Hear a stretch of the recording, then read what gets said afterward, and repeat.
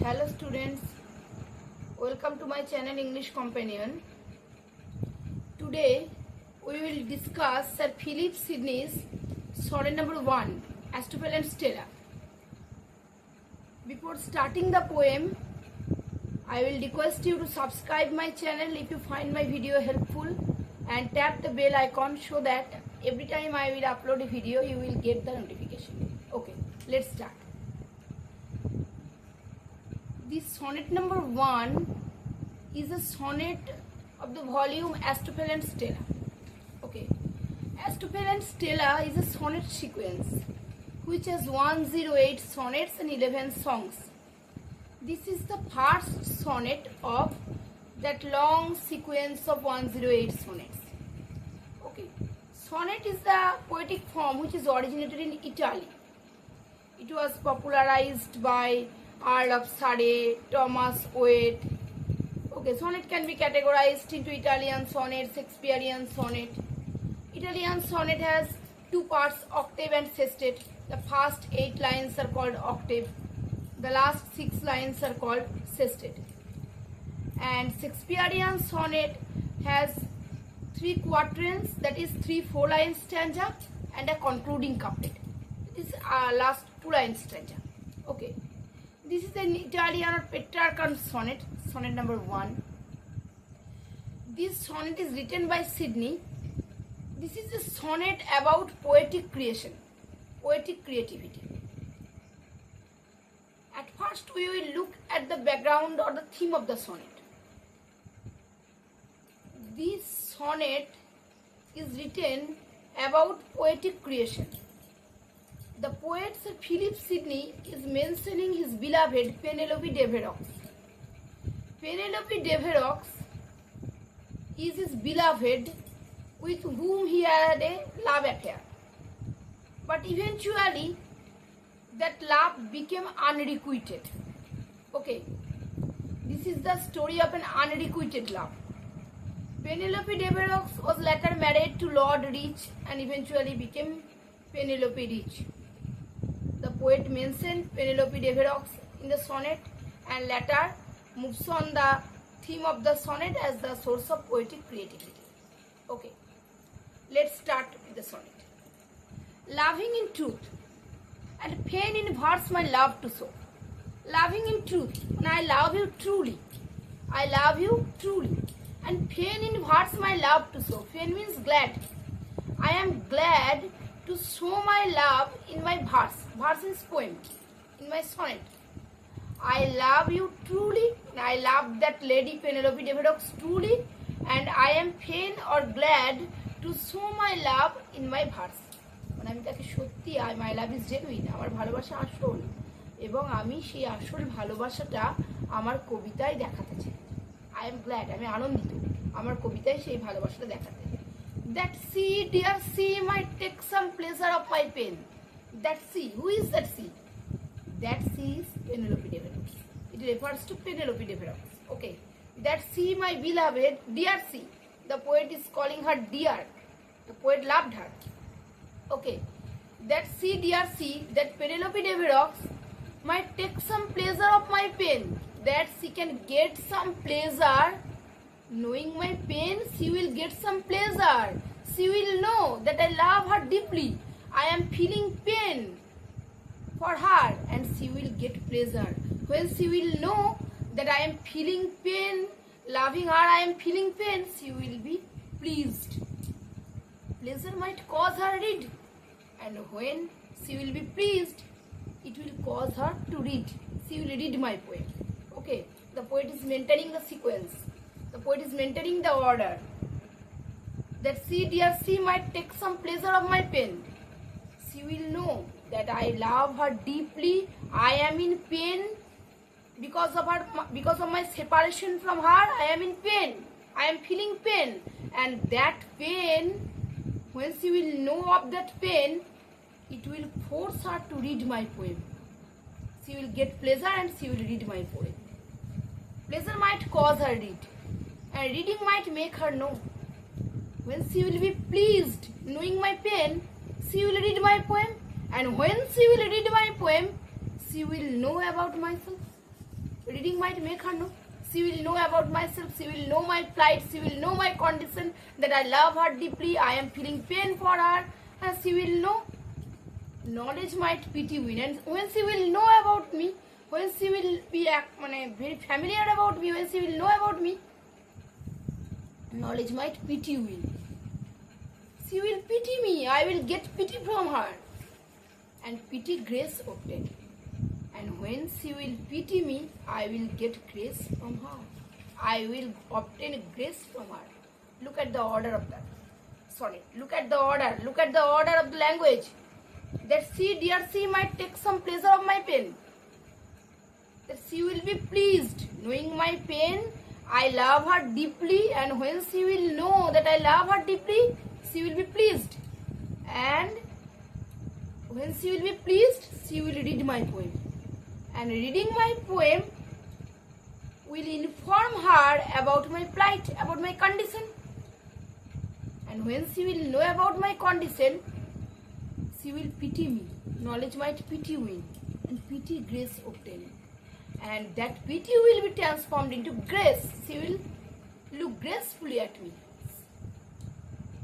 I sought feet towards the first 4 lines. I will say the first 4 lines are only about her love to Penelope Devereux. That the poet is willing to express his love to Penelope Devereux through the medium of his verse. The poet wants his verse to show his love for Penelope Devereux. The poet is using his poem as a medium to express his love to Penelope Devereux. Okay. Look at line number 5. I sought feet words. I sought feet words to paint the blackest face of all. My face is blackest. Okay, I am in sorrowful condition. My face gets blackened due to my sorrow. Because I have not got my beloved. My love is unrequited. My love has not become fulfilled. So I am in a sad mood. I am in a sad condition. And I am seeking feet words. Sought is the past tense of seek. Okay, I sought feet words to paint the blackest face of all. I want to paint my sorrowful condition in my poem. I want to show my blackest face. My blackest sorrowful face I want to show in my poem through feet words. I sought feet words to paint the blackest face of all. Studying inventions fine, her wits to entertain. Studying inventions fine. Invention here is used in the sense of poetic creativity. Okay. Studying inventions fine. I have studied the inventions of other poets. Okay. I have studied the works of other poets. Her wits to entertain. I want to entertain my beloved. I want to entertain her. That's why I am seeking feet words. And that's why I am turning others' works. I am studying the invention, the creation, the works of other poets to find appropriate words so that I can entertain my beloved Penelope Devereux. Oft turning others' lips to see if then should flow. Oft means often. Often turning others' lips. I have turned others' lips. That's others' works. Leaves. Leaves here is used in the sense the pages of the works of other poets. Okay. Oft turning others' lips. I have often turned others' poems, others' works to see if then should flow. I want to see if there is a flow of proper words in their works. Okay.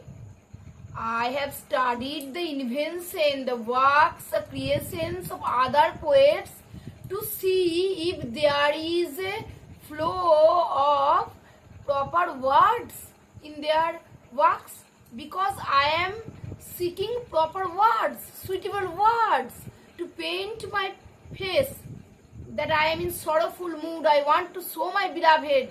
Okay, that's why I am studying inventions of other poets.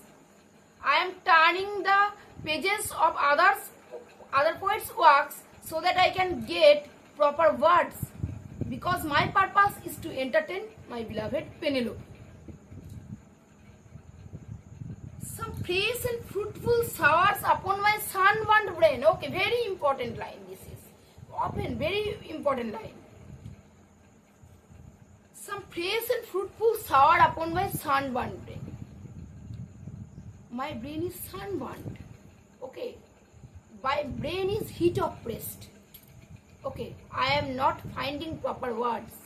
My brain is dull, my brain is sunburned. I am not finding proper words, and that's why I am turning other poets' works. And other poets' works will work as fresh and fruitful shower. Okay. Kindly look at the imagery. Look at the imagery. In summer, we are sunburned. Okay. When we are sunburned in summer, shower or rain give us a refreshing relief. Okay. In summer, when we are sunburned, rain gives us that refreshing effect. Rain gives us that refreshing effect. We are refreshed. Being sunburned, we look for rain. And rain gives us that soothing, refreshing effect to us. Here, the poet is telling that his brain is sunburned. His brain is heat oppressed. He is not getting proper words. And he is looking for proper words in other people's works, other poets' works, so that their works will serve the purpose of fresh and fruitful shower upon his sunburned brain. Here is a metaphor. What is metaphor? Metaphor is actually a comparison between two dissimilar things or ideas or objects, but the comparison is made in an implicit way. Is an implicit way, not very clear way like simile. Okay, in an implicit way. Here the poet is comparing some fresh and fruitful shower. The poet is telling some fresh and fruitful shower. The poet is comparing others' works to fresh and fruitful showers. Point of comparison is that when in summer we are sunburned, we look for water. Rain gives us the refreshing effect. Similarly, the poet's brain is heat oppressed. The poet's brain is very hot. The poet's brain is heat oppressed, sunburned, and the poet is looking for fit words, and other poets' works will serve the purpose of fresh and fruitful shower to his sunburned brain. Okay. This is the end of the octave. This is the end of the octave. So, through the octave, what the poet is saying is that the poet wants to show his love to Penelope through the medium of his verse. That's why the poet is looking for fit or appropriate words so that he can express his love to his beloved through his verse. But the poet is not finding appropriate words, and as a result, he is studying other people's works, other poets' works. Okay, he is studying other poets' works so that their works will serve the purpose of fresh and fruitful shower to his sunburned brain. He is thinking his brain to be dull, sunburned, heat oppressed. He is not finding proper words. He is lacking poetic creativity and other poets' works. And he is looking for the works of other poets so that their works will supply him the words so that he can write. We will here look at the definition of Wordsworth. What Wordsworth told about poetry? Wordsworth told that poetry is a spontaneous overflow of powerful feelings feelings recollected in tranquility. Poetry is a spontaneous overflow of powerful feelings. Feelings coming from inside, coming from the heart, core of the heart. Poetry is not something which you can write by studying other poets' works. Poetry is not something you can borrow from other people. Poetry is a spontaneous overflow. It will come from inside. You will pour your heart and you will create. Okay? You will pour your heart, your feelings, and you will create. Poetry is like that. But the poet, Sidney, is turning the pages of other people's works. Okay? Look at the sestet. But words came halting forth, wanting invention still. Poet is saying that I am turning the pages of other poets' works, but words are not coming smoothly. I am lacking words. Words came halting forth. Words are not coming. Words are not coming spontaneously as Wordsworth said. As Wordsworth said in his definition of poetry, poetry is a spontaneous overflow of powerful feelings. Here the words are not coming spontaneously. Okay, words came halting forth, wanting invention stay. Invention is staying. Poetic creativity is halting, staying. Okay, I am lacking invention. Invention nature's child. Trade step them studies blows. Underline the line, very very important line. Invention nature's child. Metaphor. Invention is the child of nature. Okay. Invention is the child of nature. Invention comes naturally. Poetry comes naturally. Invention comes naturally. You cannot borrow words from other. You cannot be a poet by doing a course on poetry. This is like that. Okay. You cannot be a poet by doing a course on poetry. This is not so. Invention is the child of nature. Invention comes naturally, comes spontaneously, comes from inside the heart. Create step them studies blues. Study is here compared to step them. Okay. Invention is the child of nature. Invention is the child of nature. And study is called step them. The analogy is very significant here. Very significant here. Invention comes naturally from the heart. We cannot borrow invention from other poets or other people. It comes naturally. And study is like a step dam. Invention flees from the step dam. Just as a child loves her natural mother, loves her mother more than the stepmother. It is natural for a child. Similarly, study is like a step dam. Invention flees away from study. Invention cannot adjust with study. Study's blow, invention cannot tolerate the blow of study. Study is like a step dam, and invention is the child of nature.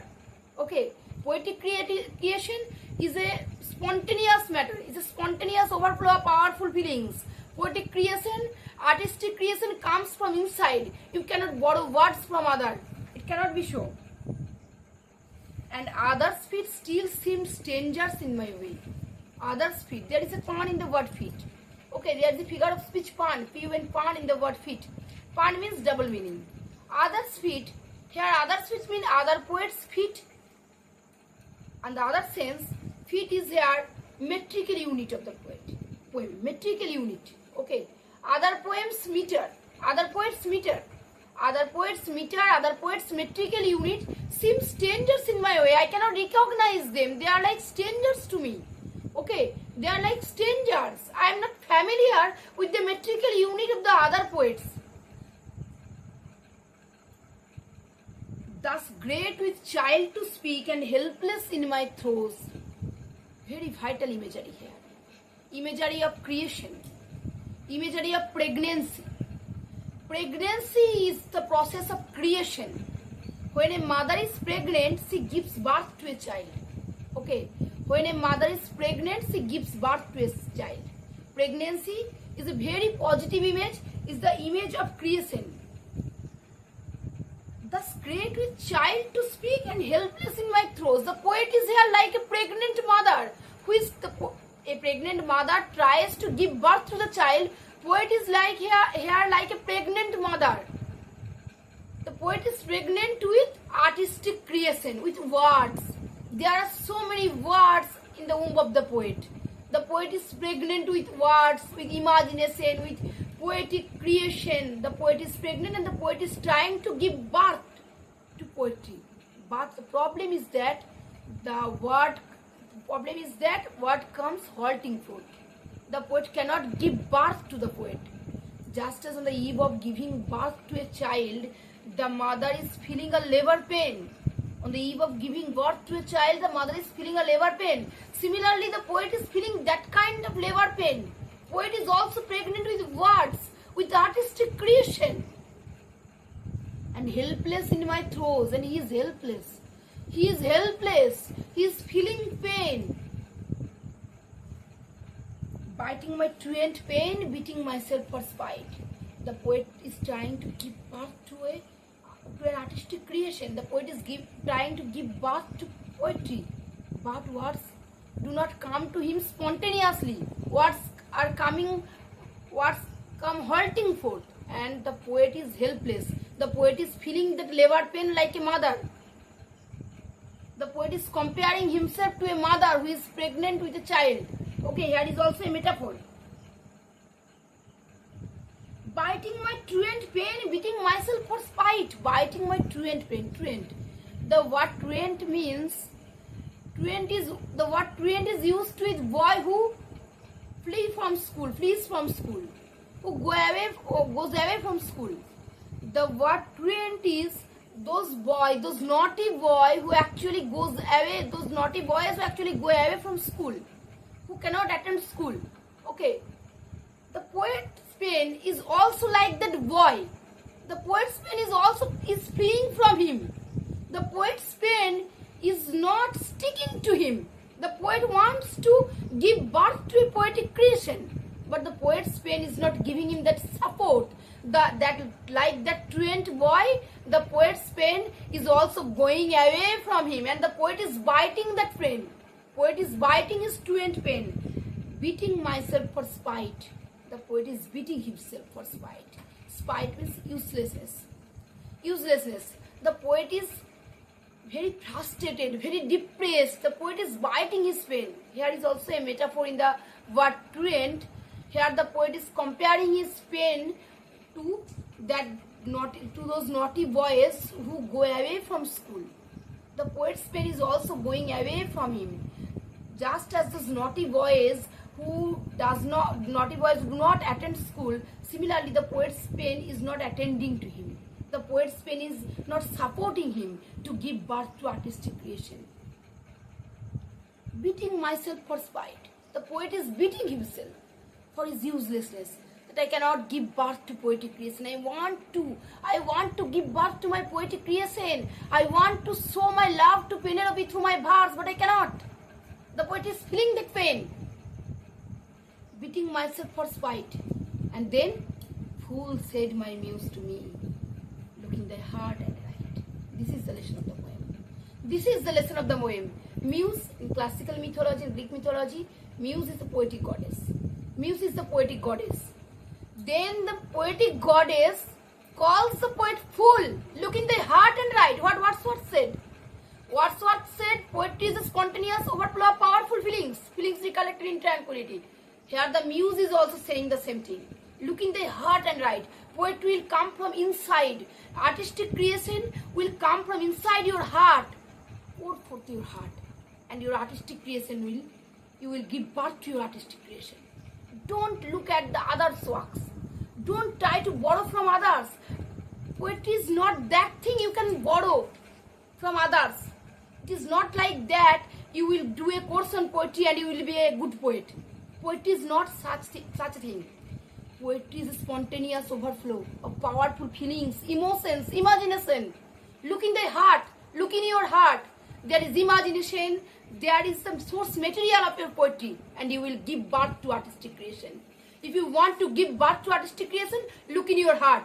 Your heart will do the purpose of poetry, of artistic creation. Okay, there is no need to look at others' works. The poet's muse is advising him. Okay. Next, I will give you the vital imageries associated with the poem and those vital lines which you will be asked in the examination for questions. Okay, the figure of speech applied in the poem.